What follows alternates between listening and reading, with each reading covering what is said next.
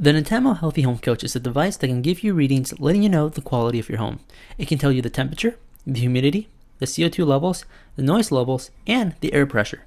The app rates these qualities from a range of healthy, fair, and unhealthy, each color-coded to easily know the status of your home. This is great because it can help you make your home a healthier home, since having bad home conditions can worsen your sleep, work, and overall comfort when you get home and you simply want to relax. You can set the kind of home you want to aim for between three choices.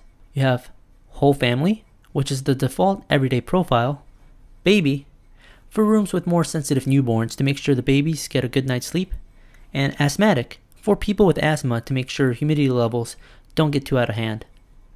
Now, over the last couple of months, I've had the NETATMO Healthy Home Coach, and I've really come to incorporate this into my home. What do I like about it? Well, peace of mind. This is the device's strong suit.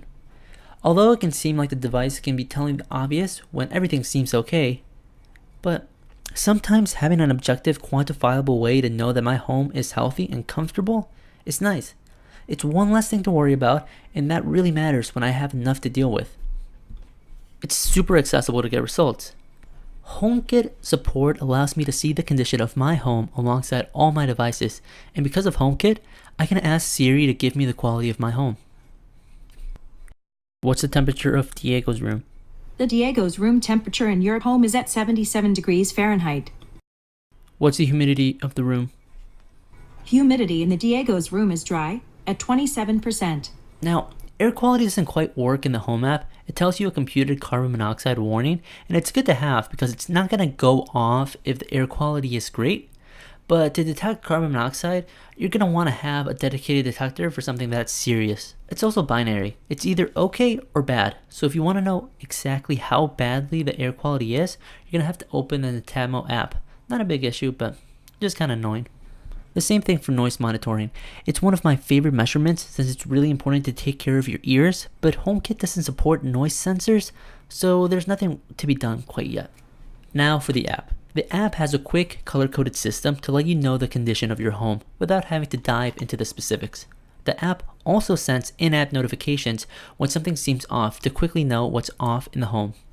However, if you want further analysis, it breaks down each measurement so you can see exactly what value is driving your home score up and down. The app is super easy to use and looks visually appealing, and not to mention iPad support. This seems like a small thing, but there's too many companies that decline to support other devices. I'm looking at you, Instagram. NETATMO puts a lot of effort making their data accessible. They even have a messenger integration so you can check your home when I'm messaging my friends. I'm not sure why anybody would do this. I don't know. Maybe I'm at my computer and I don't want to pull out my phone to check it. It is nice to have. Now, in the app, you can look at historical data to see trends in your measurements. And this is where you're going to get the majority of your actionable data. I can see how CO2 goes up periodically when air circulation is bad, and how temperature fluctuates when I was sleeping. What I really like about this is the ability to zoom in and out to get the amount of data I need. However, this data is stuck within the confines of the app. I can do a lot with it inside the app, but with the actual data, I could do a whole lot more. This is where the API comes in. This is more for advanced users, but being able to programmatically call and store the data coming from the device is really useful for quantified self purposes, such as more fine-tuned calculations. What don't I like about it? The design. The device is made out of a rose-colored metal, which has a really nice build quality, but it is a bit of an odd color. A lot of pictures make it look gold, and some make it look pink. Ultimately, the device is pink, which was in style when it came out, such as rose gold iPhones, but it's hard to make it fit in nowadays, so I try to hide my device behind some other household items. However, the cord to plug it in is white, which makes it easy to hide in apartment white walls, and it's about 4 feet long, which makes it easy to place it wherever I need it. Also, it's not great for automation. Yes, most people think of smart devices and think how they can program their devices, but that's not really what this device is for. For starters, if you want to set a trigger action in Apple's Home app, you only have the carbon monoxide sensor available. You can't set any automations using the noise, temperature, or humidity values. If you want those, then you're going to have to head over to third-party apps. Not if this then that, because NETATMO doesn't even offer it for this product. They do for some of their other products, but apparently there's no love for the healthy home coach. Instead, you're going to need the Home 3 app. It's $15, but through this third-party app, you can set triggers such as turn my humidifier if the humidity goes below 30%. However, that's about as useful as examples go. I can set the lights to change when air quality goes bad in a more customizable manner, setting the exact limit I want. But I don't really want my lights changing as if my apartment is on lockdown. Sure, I can set a temperature automation, but if you want to change something, you're going to need a smart thermostat, and those should be able to detect the temperature anyway.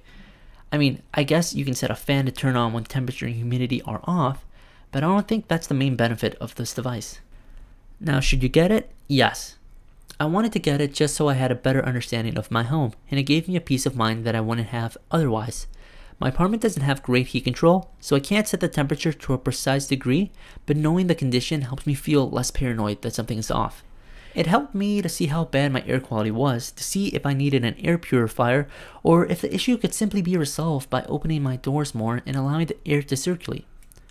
Now, this isn't a first HomeKit product purchase, but the device is one of the most bang for your bucks HomeKit compatible devices because of all the different sensors it has. It's definitely something to get later on. Highly recommended. Yay!